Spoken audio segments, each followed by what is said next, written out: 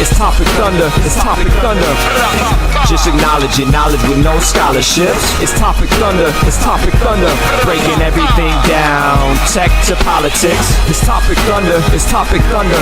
We don't tell you what you want, we just give you what you need. It's Topic Thunder. It's Topic Thunder. News, brews, and views from these Chi-Town streets. Topic Thunder.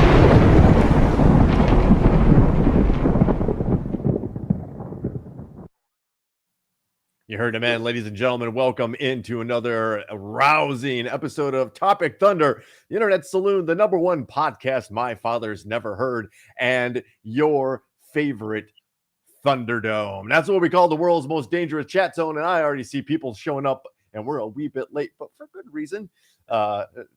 We're having a robust pre-show discussion that just we lost track of time. So in the guise of a pre-show meeting to make the show better, I hope you forgive us. And us being me, I'm Brooks, that's Ben. So welcome in to the Internet Saloon, ladies and gentlemen. We call it Topic Thunder. Again, thanks for joining us on all the fun streamings.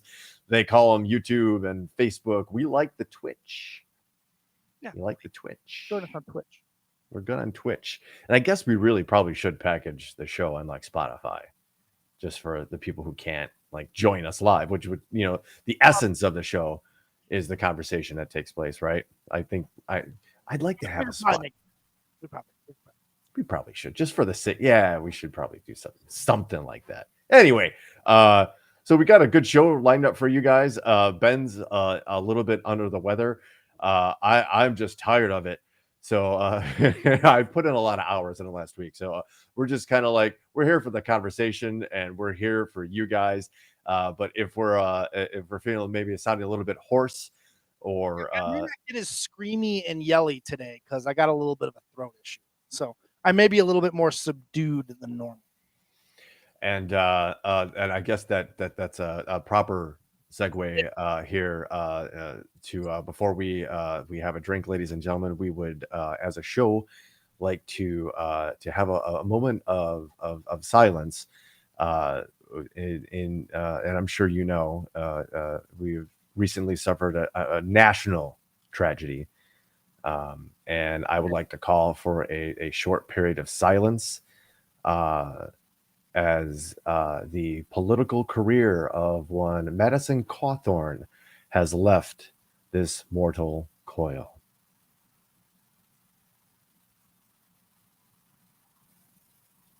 And let's have a drink! Woo! Madison, Mads! Woo, Maddie!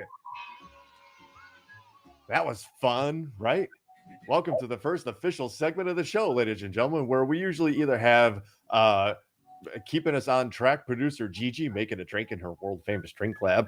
Recently, we've been sharing the gifts of my birthday from Wifo Supreme in the form of brandies and bourbons, and one really powerful one. So I wanted to wrap up that whole concept with a pour of my own, a special pour. This is a 16-year Lavagoulin, one of the best scotches you can buy out there for the century mark price point. And I love the stuff. It's if you like a deep Islay Scotch, this is it. And I want to give you the tasting notes directly from the website of the makers of this beautiful liquid. Its appearance is a deep amber gold. Check.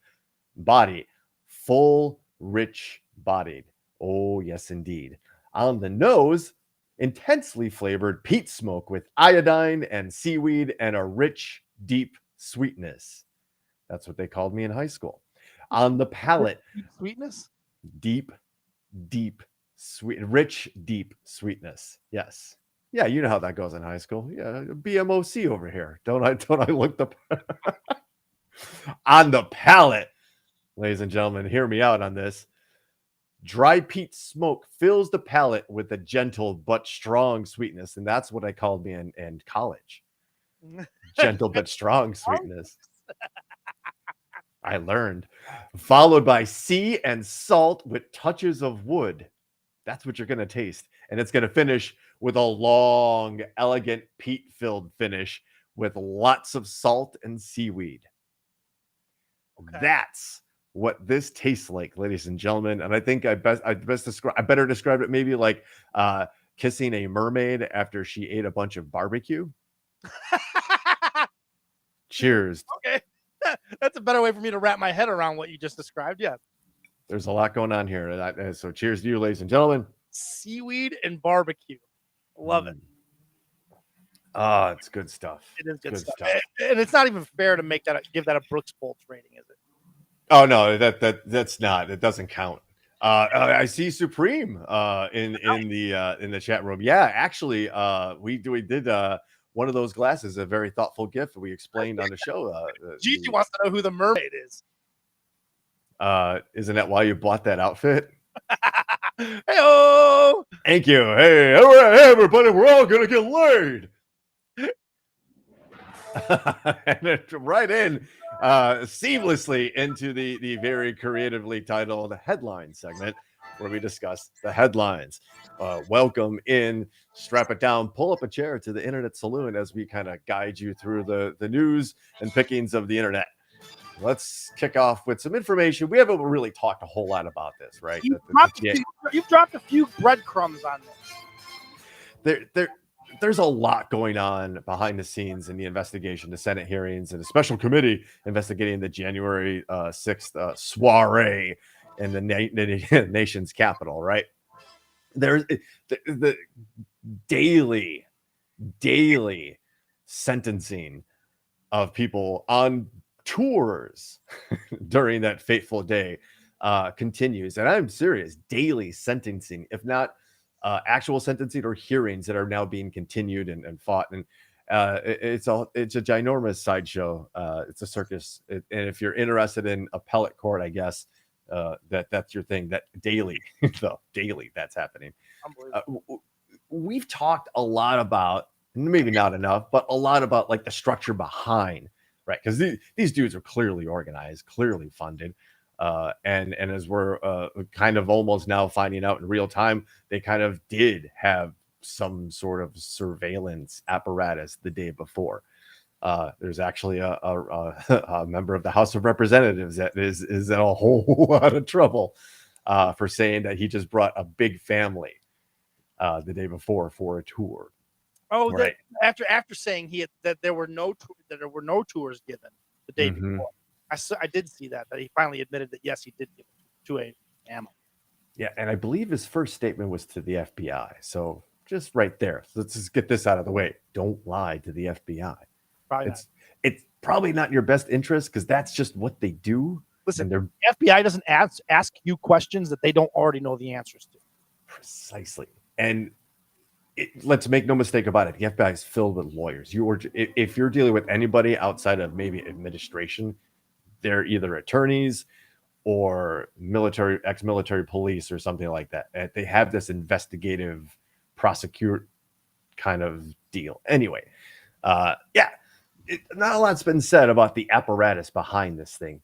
Slow churning. They're finally kind of turning over some really horrific things. And what was that lawyer's name that came up with all those, like the 5 different ways they can circumvent the Constitution? John Eastman. Mm-hmm. We've talked about that, right? That he literally wrote memos to the former guy to basically say, this is how you can circumvent it by selecting a whole new slate of electors for states that are contested. Right. Okay. What we're finding out that wasn't the plan. That was a part of the plan. Okay. Which leads us right to the doorstep of one Ginny Thomas, wife of Supreme Court Justice Clarence Thomas. They've made news recently, haven't they? A few times. This is a story from the Washington Post, and it builds off of research of a gentleman that we've mentioned on the show before, but for a whole lot of reasons don't really give a whole lot of credit to and quote very often. But now the Washington Post has picked up this story.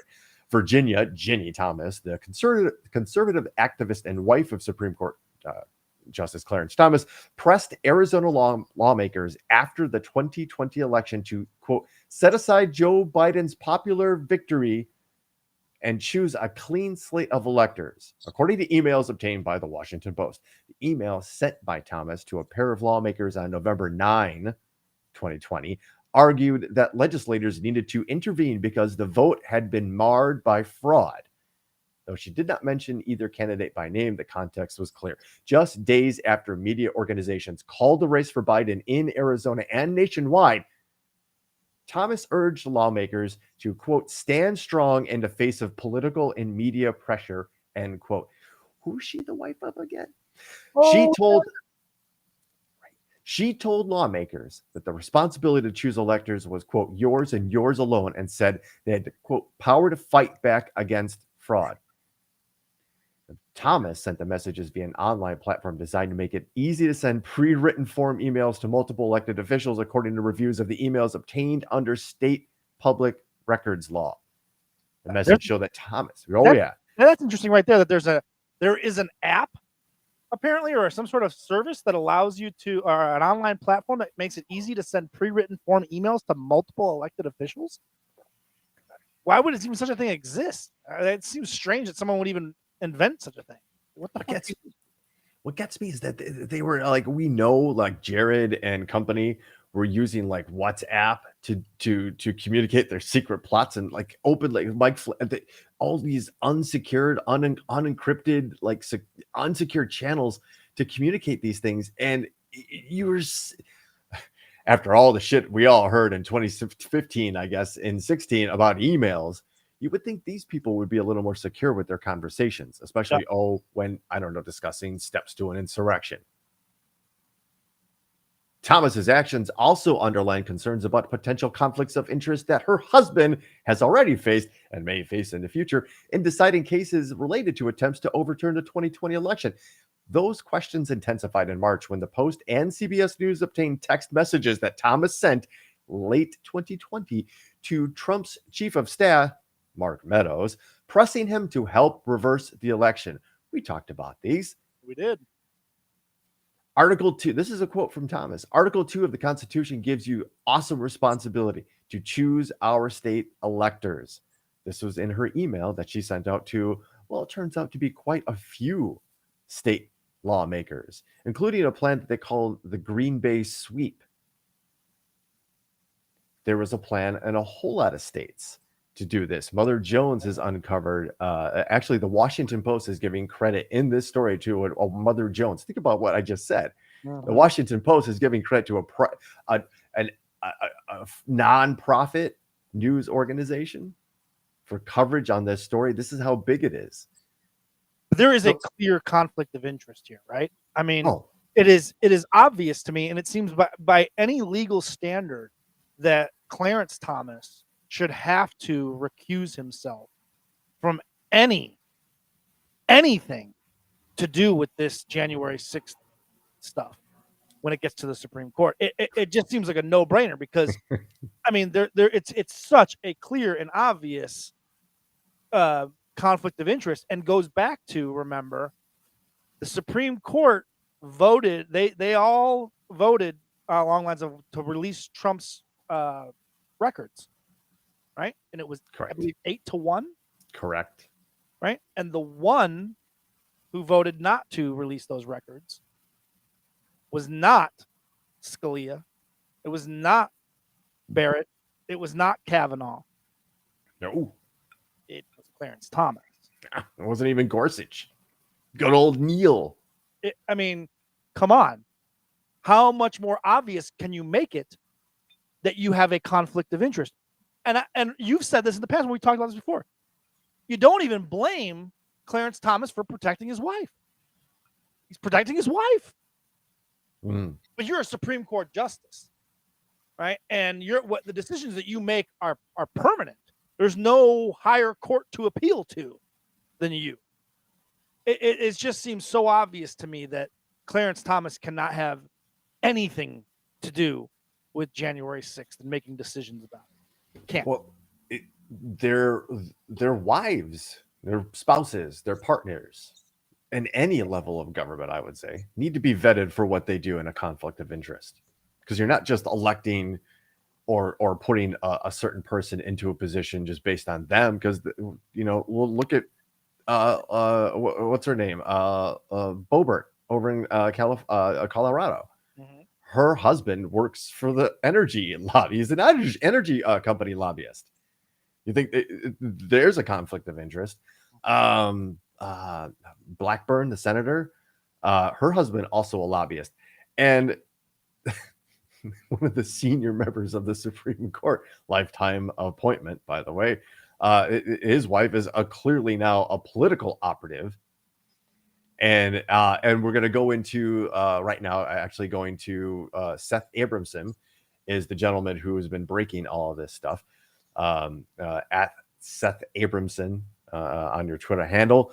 I did a neat little unroll, and if you're a Twitter fan, the unroll for I forget the name of the app, but the thread reader is a cool thing for long threads. But yeah, anyway, breaking. This was 3 days ago, on the 20th. Breaking: Ginny Thomas's involvement in the January 6th insurrection, specifically the Green Bay sweep plot, deepens. Again, one of my complaints about this gentleman is that he's always looking to say, hey, I broke this stuff. Nobody gives me credit. I broke this stuff. But you know what? I guess we'd all kind of be that way too.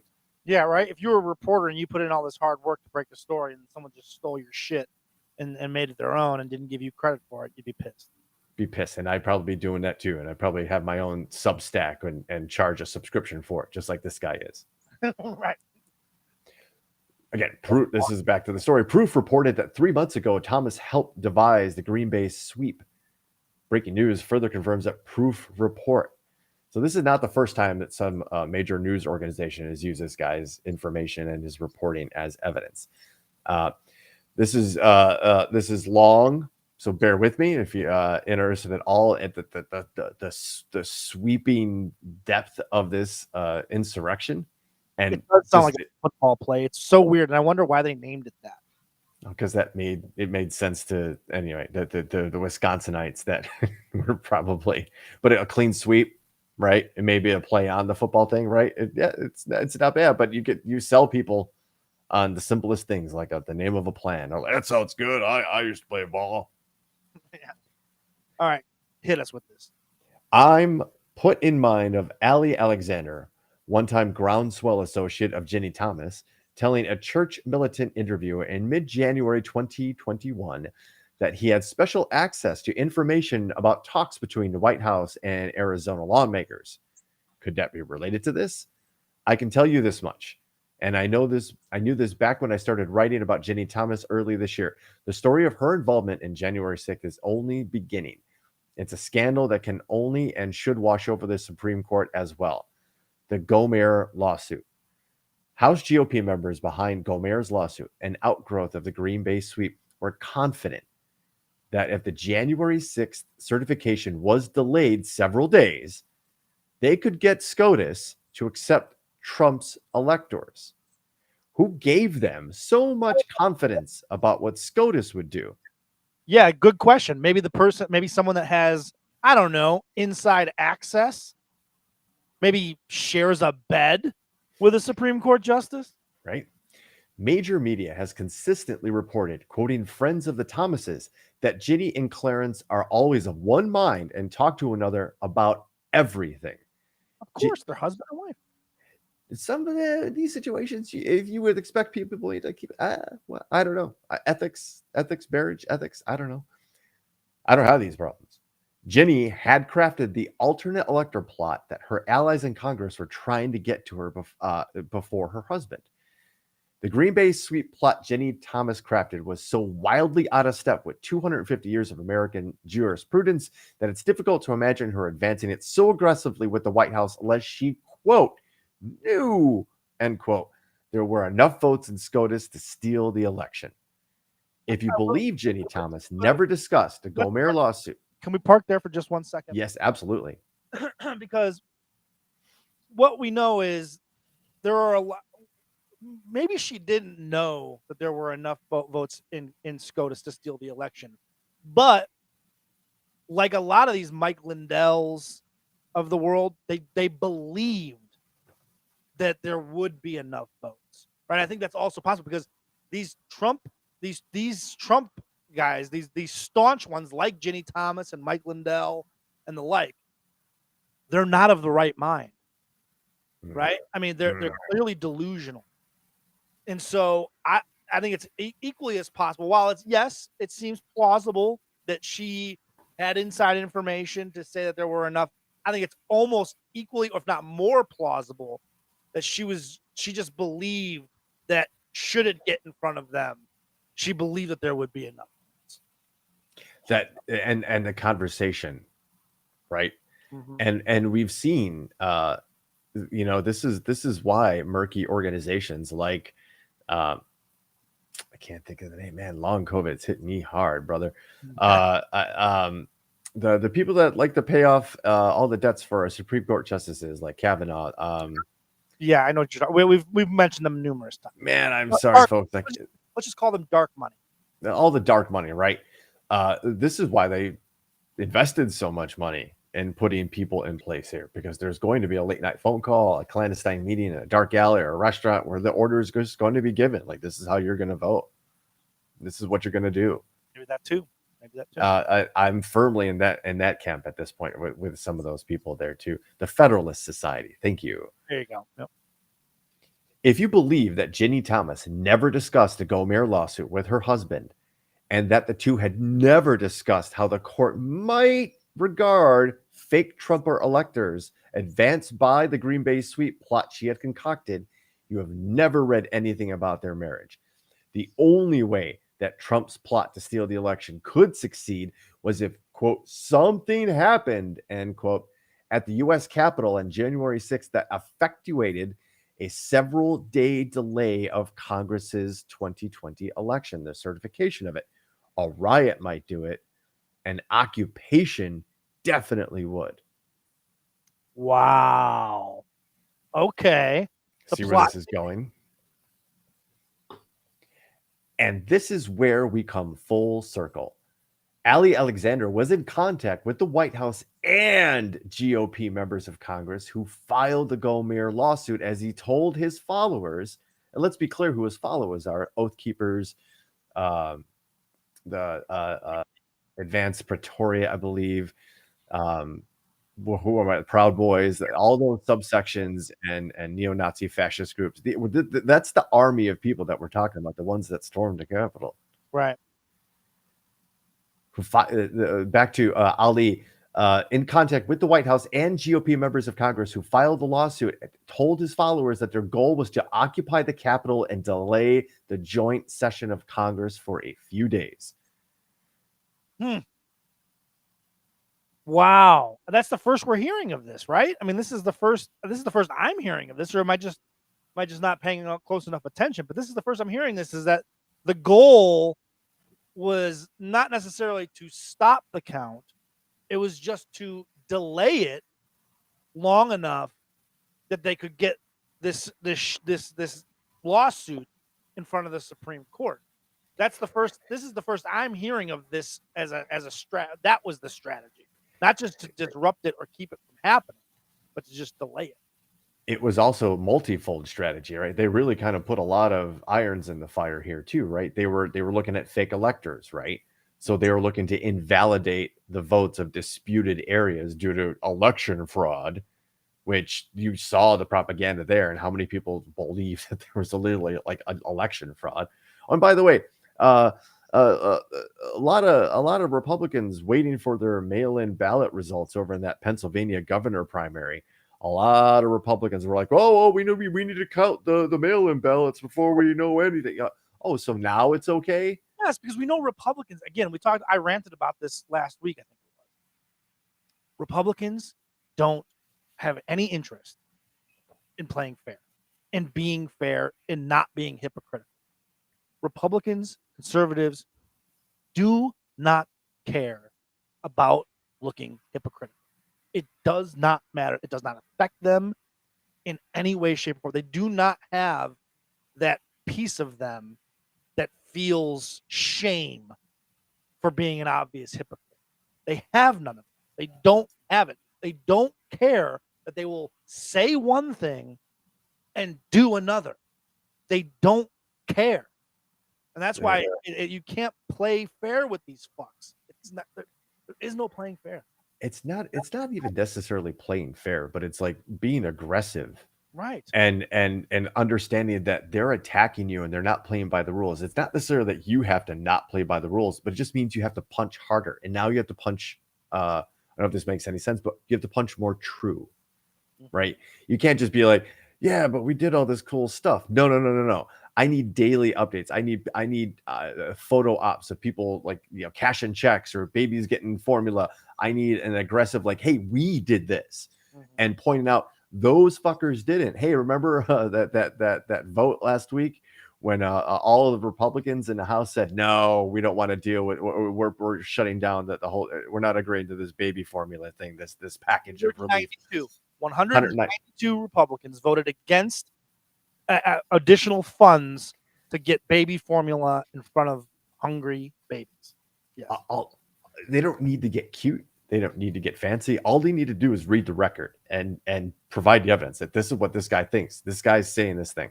Same set of Republicans, I believe all 192 of them, also voted against looking into white supremacy as a domestic terror issue. No, it's not a problem here. It's not a problem here. They don't care, people. You can't tell us that you don't want to play partisan politics if you're voting along party lines for funding baby formula. If we can't agree, if our politicians on each side of the aisle can't even agree on spending money for formula for babies, the illusion that we are ever going to get to a point in this Tulsi Gabbard fantasy world where Republicans and Democrats, liberals and conservatives are going to get on the same page and try to work together. Never going to happen. Because why? Because we can't even get the Republicans to agree that babies should get formula. If we can't, what can we get on the same page as them on if we can't get on the same page that babies should have formula? It's about the Democrats and their messaging, right? Because it should be really easy to point out that they're participating in pure obstructionist politics. Yes. And just keep showing, like, look what they voted no to. Did that affect you? Yeah, I got a family of 3 kids and I was blaming Biden. Wait, no. Look, here's their voting record. Well, you can't. I've seen plenty of that out there, Brooks. I'll be honest with you. There, the Bernie Sanderses of the world, the AOCs of the world, they've been out there on social media trumpeting this and screaming it as loudly as they can to their audience that this has been happening. But the voting base, have you noticed any one of your Republican or right-leaning friends that are on your social media? Have you noticed any of them? They're all gone. Planning or stepping out of line? Maybe they're all gone. I don't know. Everything's very quiet.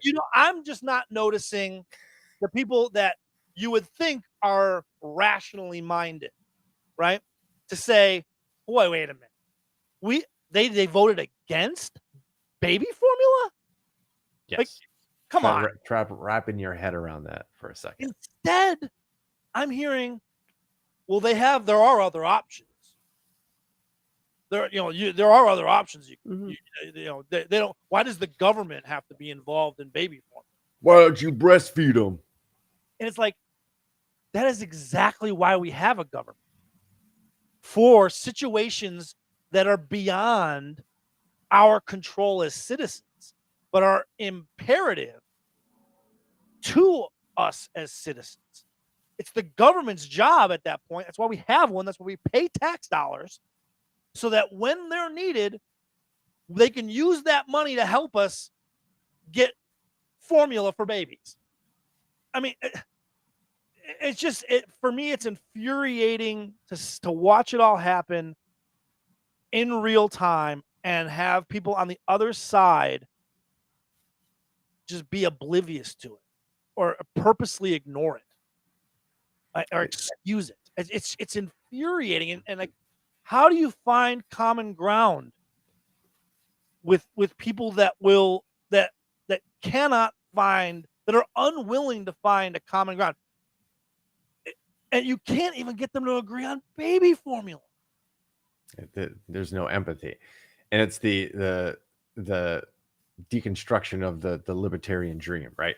The libertarian dream is not like you live in a neighborhood and you take care of yourselves, and you and your neighbors, you just look out for one another, right? But then it would pose the question like, yeah, but what if the town over like decides to attack and they want to, like, well, what are you going to do? Well, we'd get together and we'd fight back. Okay, like, well, who's going to make the decisions then? Oh, well, we get together, as a community. We have, a couple people, a committee, and we, well, who's going to make decisions though? If it's a yes or no, who's going to make that? Well, we probably like vote on like a leader.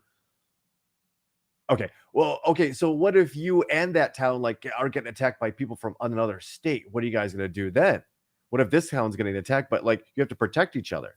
Well, then we probably get, together as a group of people and form like a centralized defense and help feed each other and look after everybody else. But we'd have to have like a group of people to make this. You'd form a government, wouldn't you? Right. Yeah. There's a great book. Adrian and I have listened to the audio book. There's a great book. And she just made a comment. What if the Bears take over? This libertarian, this idea of libertarianism has been tried in this country. In the Northeast, I believe it was, I want to say Massachusetts, New Hampshire. A town in New Hampshire decided to basically oust their officials, their elected officials, and have this libertarian form of government. What they didn't anticipate was that they live in a very heavily forested area where there are many black bears. And those black bears, without the government or somebody stopping them from coming into town, well, the bears just come into town, and then the bears start feeding on garbage, and then the bears start attacking dogs, and then the bears start attacking people. And the residents, well, they want someone to help them with this bear problem. But there's no one there to help them with the bear problem because they ousted the fucking government. Yeah. That's why libertarianism is fucking stupid and does not fucking work. Because you cannot have a society that functions without a government to establish certain things and some public entities that are necessary, like the police and the fire department, and hell, even the library. Health system, education. Health system, education. There's just some things that a modern society should just have as basic needs. You can't privatize those things. You cannot privatize the fire department. Ring, ring. Bad idea. Hi, my house is on fire. Oh, okay, great. Well, that will be a $4.99 non-refundable deposit that we'll have to take over the phone. We'll need your credit card. My house is on fire. It's the side of my house that's on fire.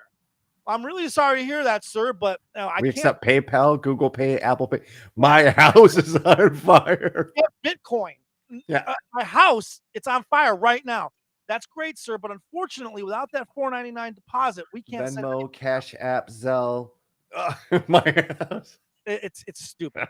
It's stupid. So we've veered too far off, and I don't want to veer too far off. But it's maddening to see this kind of stuff is out there, and it doesn't sway people's opinions. It's astonishing. No, they get the we're owning the libs vibe on that one. It's just about exactly. It's just about I'm tired of hearing liberals on social media complain about stuff. So I'm just gonna go the other way because it's just such a fucking ignorant, stupid way of going about life. Like it's so selfish. That's what it is. Well, don't worry, because nature always has a way of kind of thinning the herd now, doesn't it? Have you heard of the monkeypox? I just started hearing about this in the last couple of days. Oh boy, I'm not an alarmist, and I don't think this is going to be a huge big problem because it doesn't seem to transmit via aerosol like COVID, like a respiratory disease.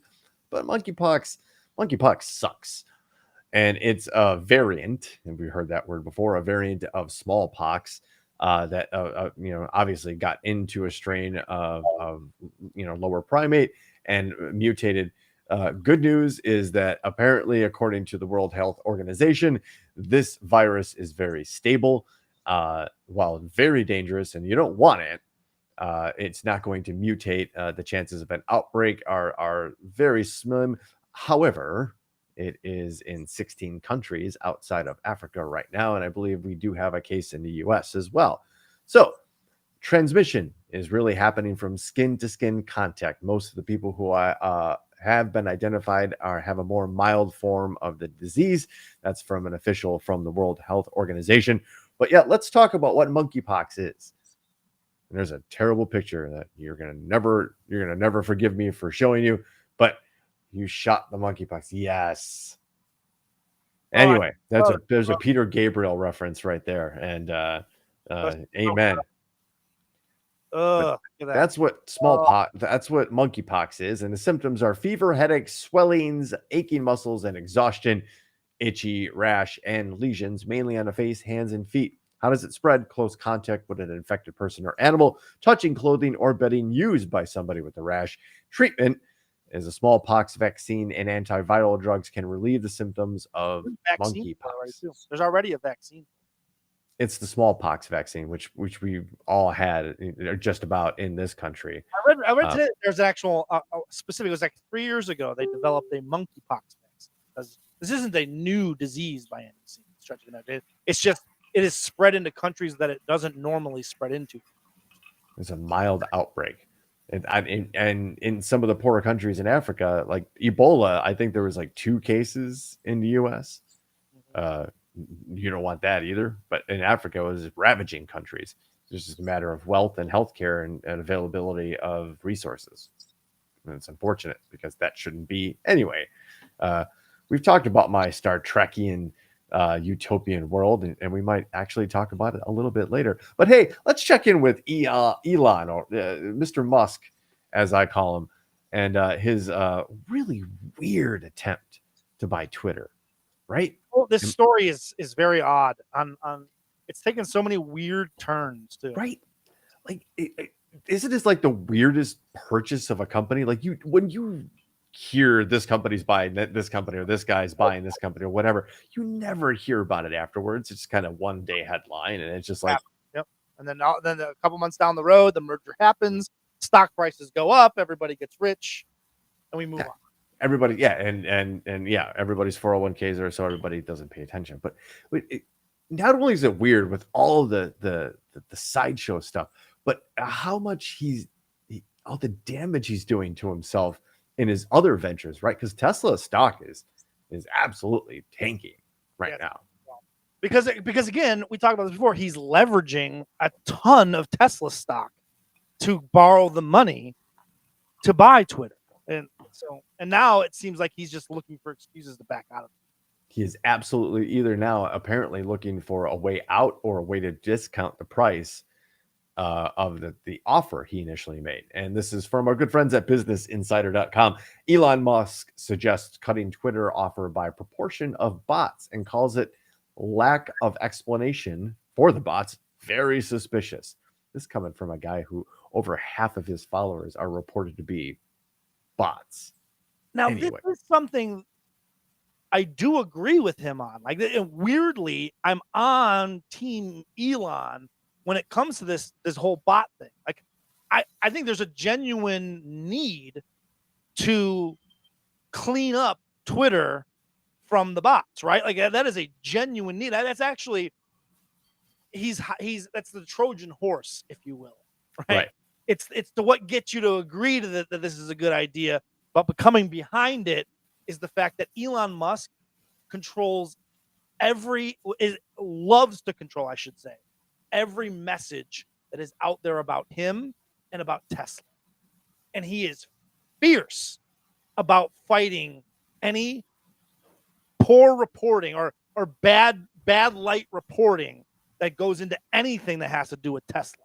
He has a long history of that. And so, while this bot thing is like, I can get on board with that. It's like, I don't want everything that comes with it. because what comes with it is Twitter then becomes Elon Musk's personal what's the right word for it? Bullhorn Platform. It's his own ad marketing platform. So let's just kind of track this here. So he comes in with this offer for the shares of Twitter at what, 54.28, I believe. 54.20.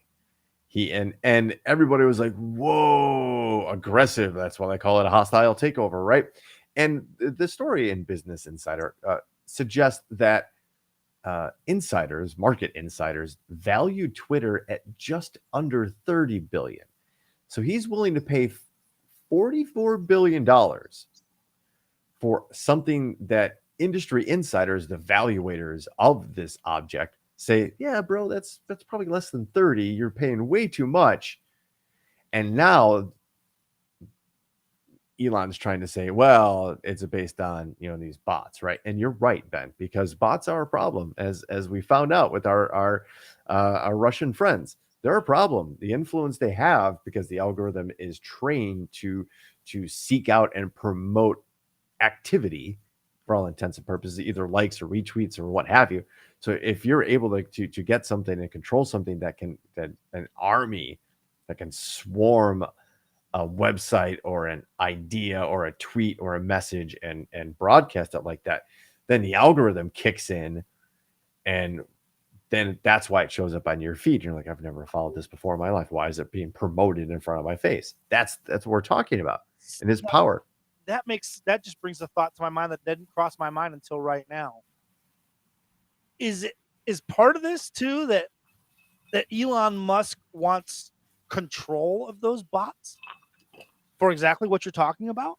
Well, technically he would have, because he'd be the one that would either know who brought them as followers, or directly himself know that he paid some farm, a bot farm in Moldova, to do it.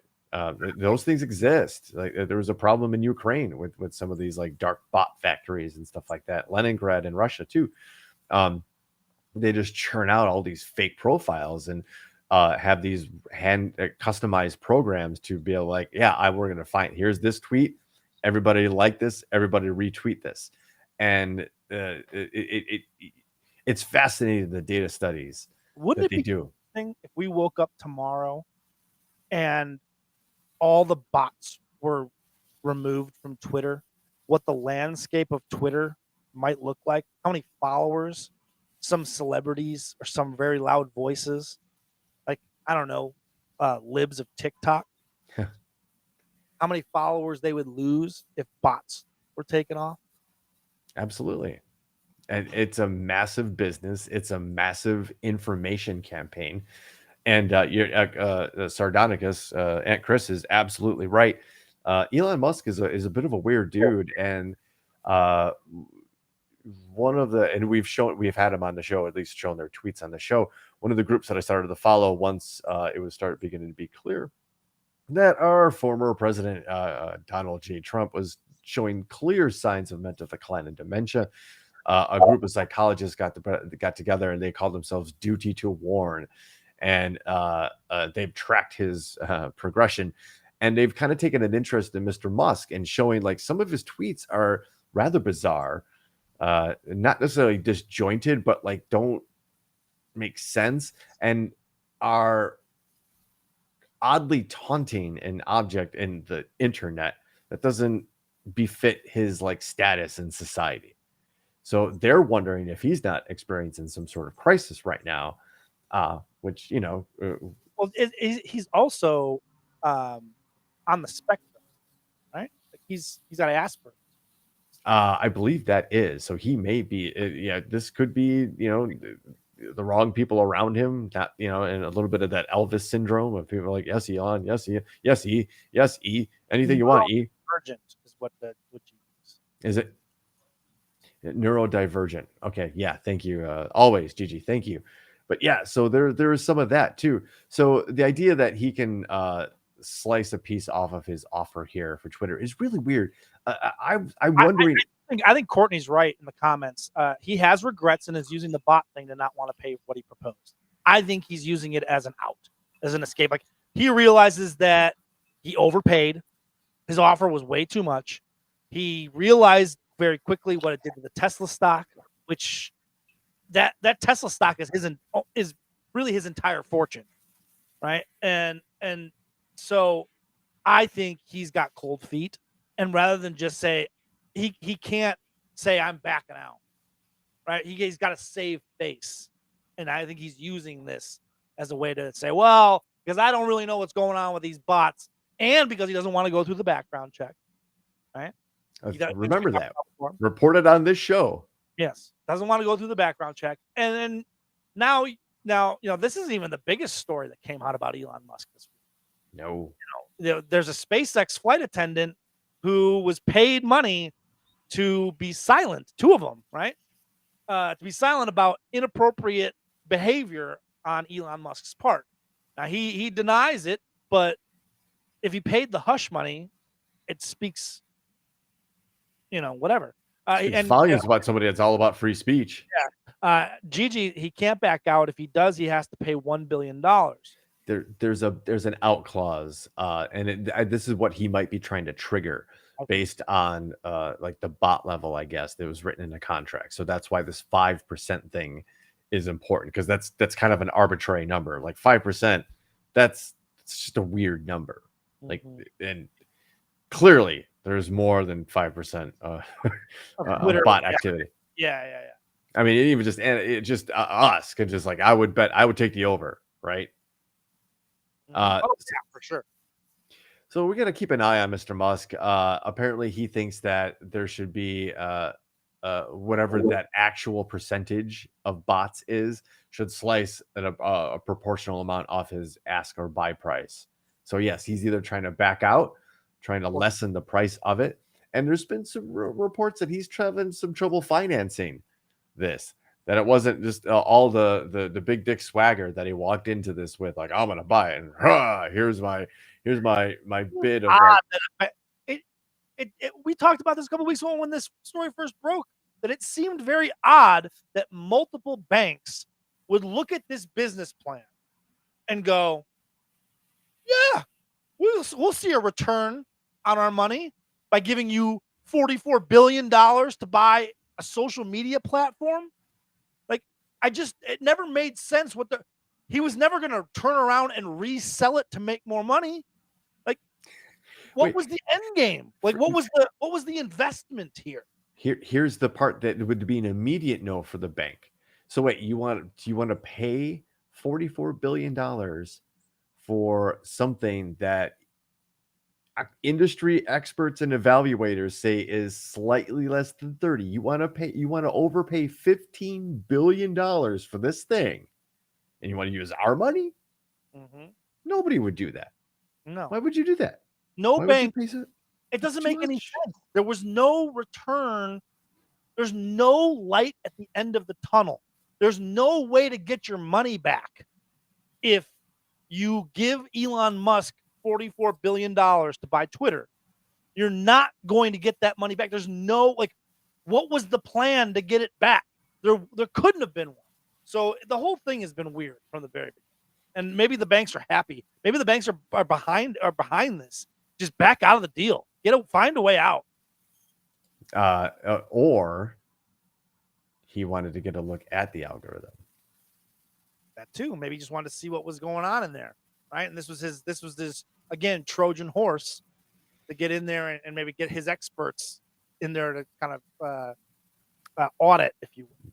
That's a hell of an entrance fee to kind of get a look at the algorithm. But again, it's not about that to that guy. Like if the out is 1 billion and he got what he wanted, which was a look at the algorithm, that's nothing to that guy. It's $44 billion. And this is I think he's even said this, to own the libs.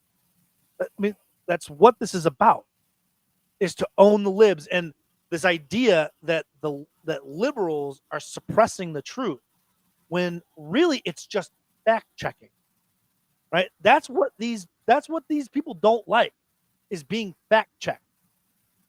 And they spin that to say you're suppressing the truth.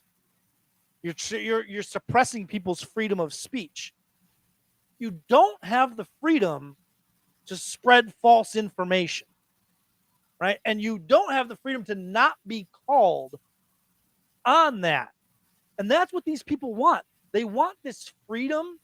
The conservatives, the other side, right? They want this freedom to be able to say whatever they want, not be fact-checked, not be argued with, Not be held accountable. not be held accountable. They want to be able to just say whatever they're thinking, and if you don't like it, shut up and take it.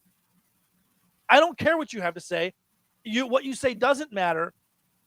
I'm going to say this, and I don't care if it's true or not. We can't live in a civilized, organized community with people that have that mindset. We can't. It's not feasible long term, and that's why we're seeing the deterioration of society. We're not getting the tear is getting wider. We're not getting any closer to like sewing it back together. It's just getting ripped apart wider and wider every day. And it's because of shit like this. So what you're saying is we need less of that and more of this. This story sent in from your pal Tipton Moscow from my very own Chicago Sun-Times. Cook County launches guaranteed income pilot program. Thousands of residents to get $500 a month for 2 years. We've talked about similar programs in other cities. Yes, it's basically universal basic income, UBI. Cook County residents soon will be able to apply for a program offering $500 a month, no strings attached, for 2 years as county officials try to tackle poverty and racial inequities. County officials announced the launch of the program, the Promised Guaranteed Income Pilot, what was it, PGI, the Piggott, at the Chicago Cultural Center. We were, Gigi and I just recently attended a charity event at the Chicago Cultural Center. Beautiful place. The 2-year program will have a room for nearly 3,200 randomly chosen residents, regardless of immigration status. It's backed by federal funds from the American Rescue Plan Act. Cook County Board President Tony Preckwinkle said she saw the need for a guaranteed income program during the coronavirus pandemic. It took a pandemic. This is a quote from the Preckwinkle herself. We saw that low-income communities of color experienced the worst health and economic effects. We believe them, and we believe now that these disparities were unacceptable. Officials provided few specifics about the rollout beyond saying they expect to take applications in the fall. Recipients will be chosen in a lottery, and first payments will hit residents' pockets by year's end. I think what's important to know from this is what I have up on the screen here, a little bit further down in the story, because you might be asking yourself, well, it says 3,200 people will be randomly selected based on what, right? So it says here to be eligible for the pilot, an individual must live in Cook County, which, by the way, if you're not familiar, Cook County is where Chicago lies. The city of Chicago is in Cook County. So if you're not familiar with that, that's a pretty big deal. This isn't some podunk county in southern Illinois. This is literally the biggest county in the entire state of Illinois, and easily the most influential county as far as politics go in the state of Illinois. To be eligible, an individual must live in Cook County, and their household income must be 250% below the federal poverty level. For a household of 3, that means their income has to be $57,000 or less. For a single person, their income must be $33,000 or less. A household of 5 must have an income of $81,175 or less. So they're not just giving it out to anybody. And I think that's what you're going to get immediate conservatives. Like, well, who gets the money and why do they get the money? And it's like, these people get the money, and here's why: because they're fucking poor and they need it. And we can. Again, this isn't local money. This is federal money. And the more we find out about what can help and transform the people we're purposely cutting out of society at a grand level, the system, cuts these people out, and a lot of times the $500 a month helps them pay their rent, helps them pay the energy bills, keeps the heat on, puts food on people's tables. This and if you want to look at it like, well, what does it do for me? What's my benefit? It's my money. What am I getting out of it? Well, maybe these people don't have to go to the hospital as much and not pay a bill there, which, by the way, you end up paying anyway in the form of higher insurance rates because they pass it on to you, right? Those costs get passed on to you. And ultimately, you don't have to benefit for it to be necessary. And like, again, that it's such a selfish way of looking at the world to say, it's like same thing with like student debt relief. Well, I didn't get that. What do I get? If those guys get that, it's like, it's childish. It's churlish. It's childish where it's like one sibling gets something and the other sibling says, well, why don't I get that? And it's like, because you don't need it. That's why you don't get anything, because you don't need anything. This person needs help. You don't. Yeah, I'm sorry that you were born 20 years earlier. I'm sorry that the system changed. I'm sorry that predatory lending has gripped the student loan business in a way that you don't even really know too much about because you haven't bothered to educate yourself about the topic. Right. You could afford to pay back your student loans because they weren't more than a fucking house. Right. 3 times sometimes of the price of a house. Hey, this is depressing. I have a cure, or what seems to be a cure. Check this out. From our good friends at the University of British Columbia, new research maps how the brain changes during depression treatment. And we've talked about the really cool things we can do with magnets and MRIs and stuff like that. Here's another really cool thing in what they're calling repetitive transcranial magnetic stimulation. This was published today in the American Journal of Psychiatry. We're going to call it RTMS for short. It's a depression treatment typically used when other approaches, such as medications, haven't been effective for a patient. It is estimated that approximately 40% of people with major depression do not respond to antidepressants. During an RTMS session, a device containing electromagnetic coil is placed against the patient's scalp. The device is then painlessly delivering a magnetic pulse that stimulates nerve cells in a region of the brain involved in mood control, called the dorsolateral prefrontal cortex. Basically, everything kind of right up in here. This is, although proven to be effective, the mechanisms behind how RTMS affects the brain have not been well understood. So wait, what you're telling me is you have a magic device that you can put people in for a one-time treatment and improve their symptoms, and you still prescribe crazy, wildly side effect laden medications to people? Yeah. My wife Adrian's on the waiting list for this. Well, cool. I mean, all right, sweet. Because this is fantastic. Maybe you can give us a report. And obviously, we all hope that this works, because if so, this is an invasive for all the research that we that is spoken to. So MRIs are safe. It's just this, in this particular instance, it's a stimulation of nerve cells in the part of the brain that can help control and regulate mood. So this is a really kind of cool thing. We like to bring some of these cool things together on the show to show you that sometimes the life isn't all that bad. Of course, then I like to talk about things and remind everybody the things could be worse. Right. Oh, here we go. I think this is a segment that needs its own music. I said this a couple weeks ago. I got to get to the bottom of this. I'm going to find music for this, because Broox's weekly ELE needs its own fucking music segment. Hey, Ben. Hey, everybody.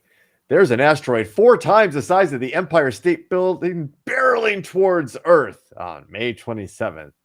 Jesus Christ. Don't worry about it, everybody. It's only going to pass 2.5 million miles away from us. So we're roughly okay. That's about 10 times the average distance between the Earth and the Moon. Oh, don't worry. It's only going to zoom past us at 47,000 miles per hour. That's correct. And it is 1.1 miles wide. Jeez. But that's not it's classified as a potentially hazardous asteroid according to NASA, which they kind of do, because even if it kind of grazed us, it does enormous damage to the planet, and a direct hit would be, again, cue your we should get like the karaoke version. Oh man. All right, show meeting after the show. Yeah, right. I'm already looking for it on YouTube. But yeah, a cool 47,000 miles an hour. That's 20 times faster than a speeding bullet. Just to put that out there, it would be a crazy, devastating disaster to the planet. But that's not why you're called. I want to bring to everybody's attention something really interesting happening to Voyager 1. The oldest satellite, man-made, that's ever been launched and survived, is actually past our solar system's threshold. It's literally in the first man-made, as far as we know, man-made object to cross into interstellar space. And Voyager 1's still working. It is literally 45 years old. It's still transmitting data here back to Earth. Now, NASA has realized that there's a slight problem. Uh-oh. And it's with the probe's altitude, articulation, and control system. We call that the AACS. And it's not really reflecting truly what's going on board the system. So it's kind of like a check system for multi-systems on this on the satellite itself. So all of the data coming in, everything appears to be working, except for this one thing that's supposed to be checking to make sure all these other things are working.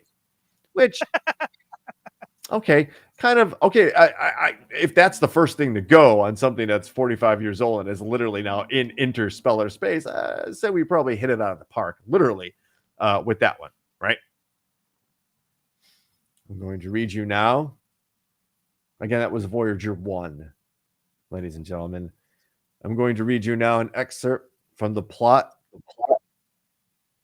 to Star Trek, the motion picture.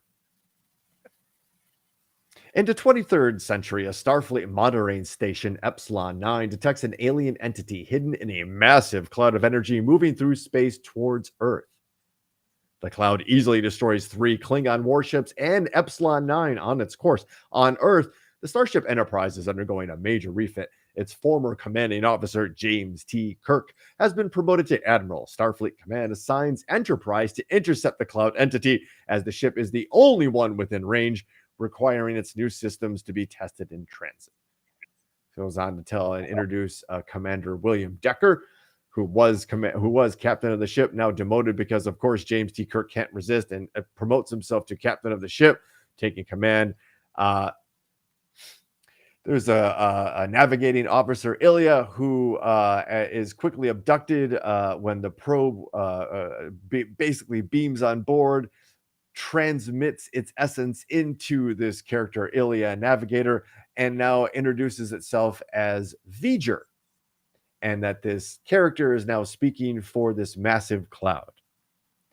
At the center of this massive planet-devouring ship cloud, V'ger is revealed to be Voyager 6. And it is a damaged probe. Here, I'll go back to the wiki here. The damaged probe was found by an alien race of living machines that interpreted its programming as instructions to learn all that can be learned and return that information to its creator. The machines upgraded the probe to fulfill its mission, and on its journey, the probe gathered so much knowledge that it achieved sentience.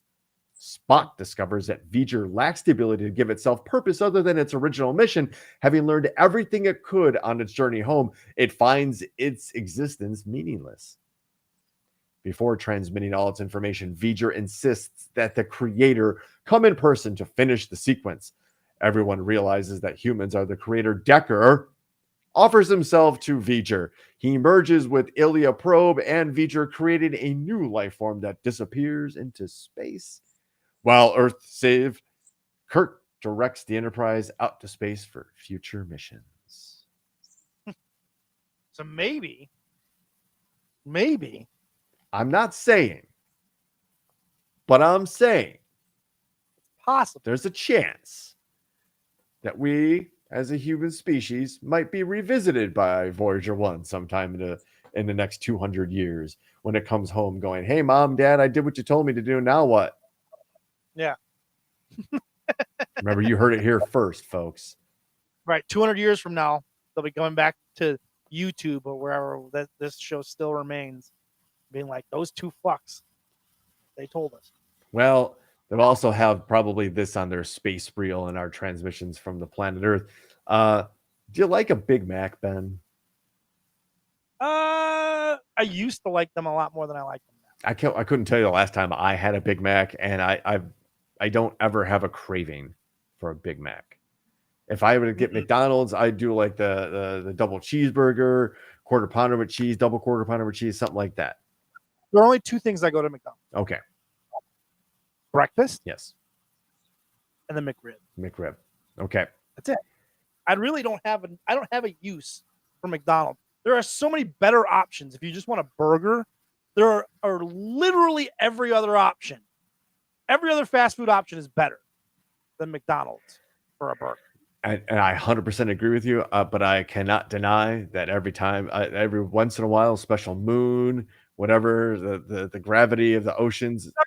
McNuggets aren't bad. I was going to say it. So, when I need a McDonald's fix, it's Coke, it's a double quarter pounder with cheese, and it's a 10-piece nugget.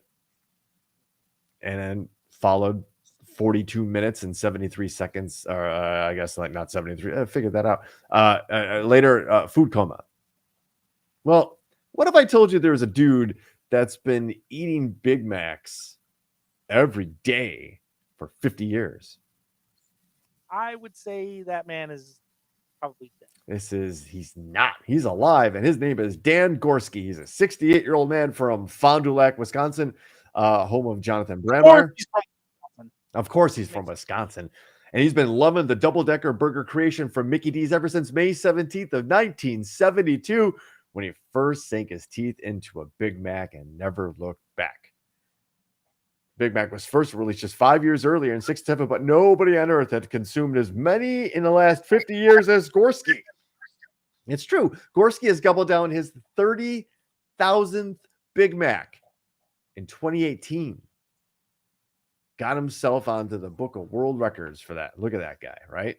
It's like if John Lennon had like a weird younger brother, weird son, a weird younger brother who loved Big Mac that they kept in a cave or something. I don't know. He hit a new record of 32,672 Big Macs in 2021. He's eating at least one Big Mac, usually two, every day of his life.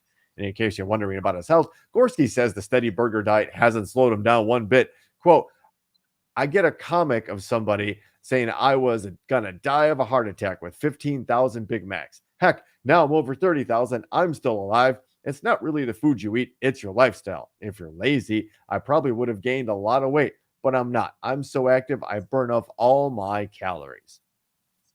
This is not the first time people have taken notice of his feat. Gorski was featured in the 2004 documentary Super Size Me. It's actually both, sir. Your labs would probably not show a very good. Anyway, I'll wrap up. I would love to see I would like to speak with that man's doctor. Cholesterol. There's no way he's perfectly healthy. No, not if you're doing 2 Big Macs a day. Every day. It's like once a week, every other day. I get it. But every day since 1972, you're eating a Big Mac? Like, I'm sorry. Have you not gotten tired of Big Macs? Yeah, at this point, right? There's food I love. And I would say, oh man, I could eat that every day. But in reality, I can't eat it every day. Like, there was a time, and Adrian can attest this, that I would eat Peter Pan peanut butter, the honey nut chunky peanut butter. I would just eat that shit every day by the spoonful. I would eat a whole jar of it like 2 days. Oh shit. I would eat it, and I was doing it for weeks. And I almost can't even eat it anymore. It's like I can't imagine eating it every day again. Like every once in a while, it's still good. But when I ate it so much, you get tired of it. This guy, I don't understand how he hasn't gotten tired of Big Macs. They're not that great. I wonder like how does he sit down in the restaurant and have it so like everybody knows, hey, that's Don. You know, there's people that work at the McDonald's by his house. Where it's like, oh, it's fucking Dan again. It's the fucking weird Big Mac guy. Yeah, we know what you want. Yep. Yeah, your seat's available. Go have seat in a booth by the corner. Yeah. It's staring at the statue of Ronald McDonald. Creep. Anyway, he's probably not a creep. I shouldn't say creep, but he's definitely a weirdo. And I can say that officially because I'm also a weirdo. Yeah, we know our own. We can smell our own. Absolutely. One more thing before we get to the lightning round. Found this on the internet. Wanted to show you it because I thought it was cool. This is pretty cool, actually. I saw this too. Check this out. This dog is awesome. Here's the pitch. Down against Felipe Aguilar, a dangerous right-handed batter. Here's the pitch. Down. I love it. I wish I could teach my dog to do that, but my dogs can't even fucking not pee in the house. Shit. My dog's opening doors. I'm not kidding. That's crazy. She's figured out how to open doors. Now we have to put special locks on everything, and it's just been like a child. Yeah, I have the same thing, but I have a 3-year-old. She's a velociraptor. She learned. She watches how we do it, and she's like, I can figure that out. I don't need opposable thumbs. Absolutely. She's taunting us. She's like, fuck you people. You got opposable thumbs. Look what I'm doing. You guys, you need to step up your game. God damn it. She's probably right. And she's staring at me right now. She's like, I have hot take. Like, I know you're talking about me, fucker. I know you're talking about me. But you have to your show, you asshole. And with that, ladies and gentlemen, I hear something in the distance. There can only be one thing. The lightning round here on Topic Thunder, the #1 segment on the #1 podcast that is still not listened to by my father. Go figure. I thought I was better looking than that. Anyway, the #1 segment on this show by far, ladies and gentlemen, is because your participation is directly involved. And I'm talking about you, Thunderdome. I see those lightning bolts start to show up in the world's most dangerous chat room. Folks, if you haven't been part of this before, let me explain the rules really quick. I read 3 headlines. You go ahead and you type which headline you think is the best one or the one that you want to hear, and we read it. It's a democracy, folks, but you already know kind of that.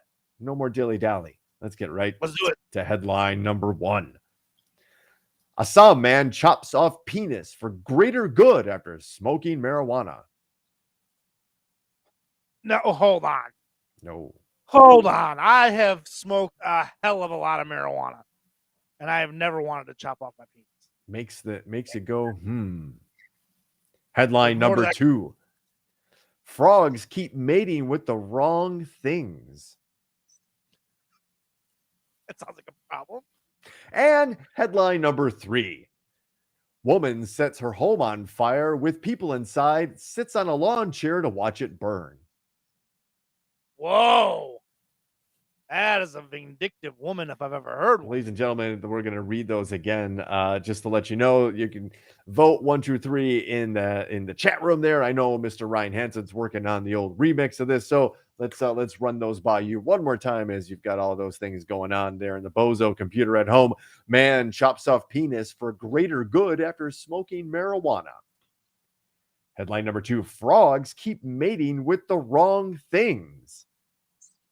And headline #3: Woman sets her home on fire with people on side and sits on a lawn chair to watch it burn. #1 and #3 are so good. #2 is not bad. I'm interested, but #1 and #3 are both great. All right, here we go.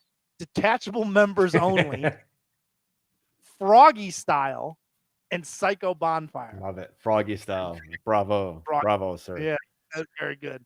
Detachable members only is also like right in the top 10.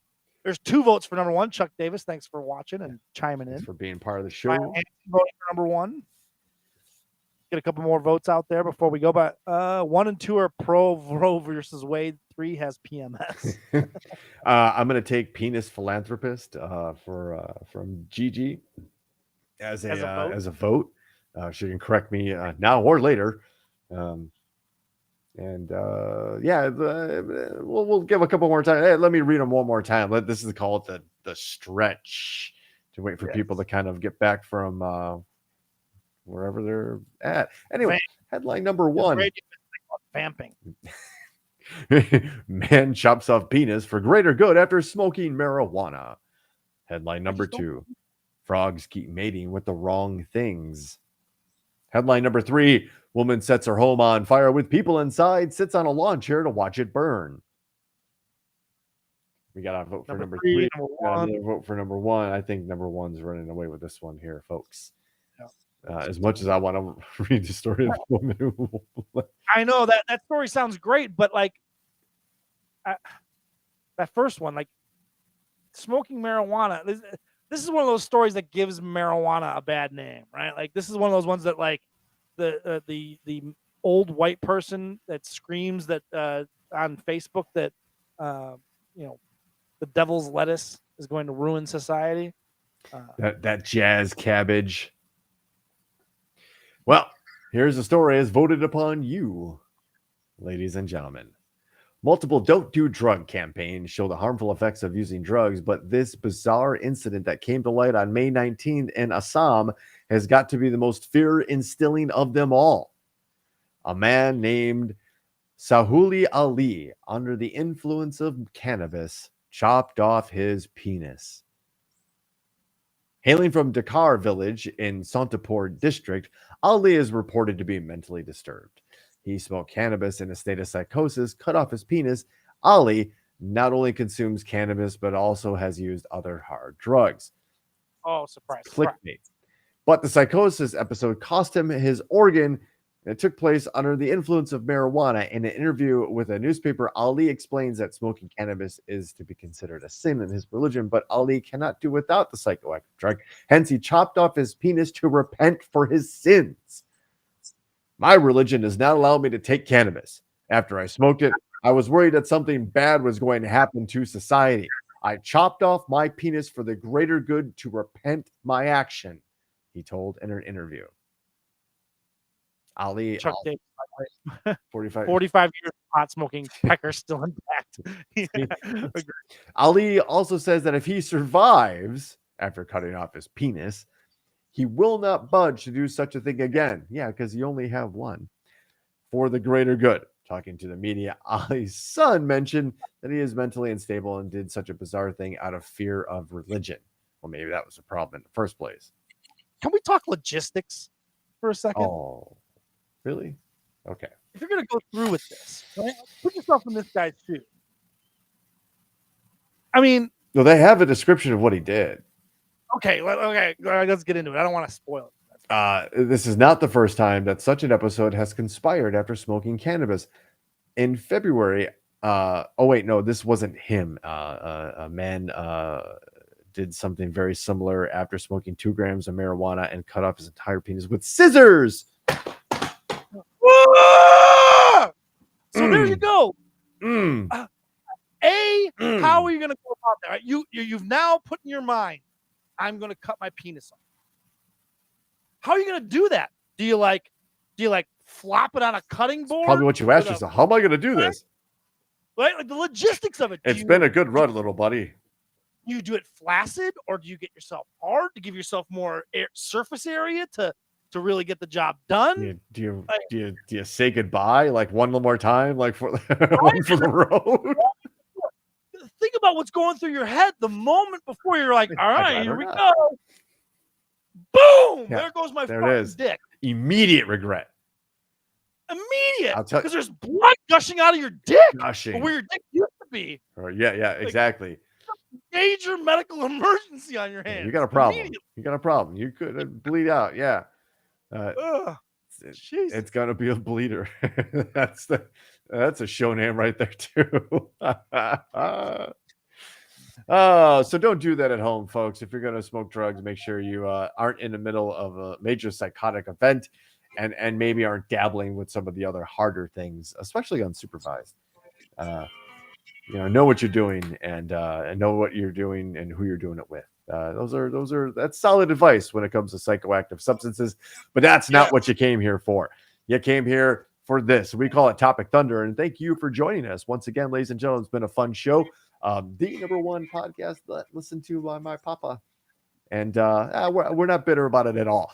But I get the hey for the Star Wars inclined big week as Obi-Wan debuts on Friday night. The much anticipated storytelling of those gaps of what goes on and the imagination. So, we'll be looking forward to that and looking forward to doing this again next week on Monday night, Ben. See you then. From the U.S.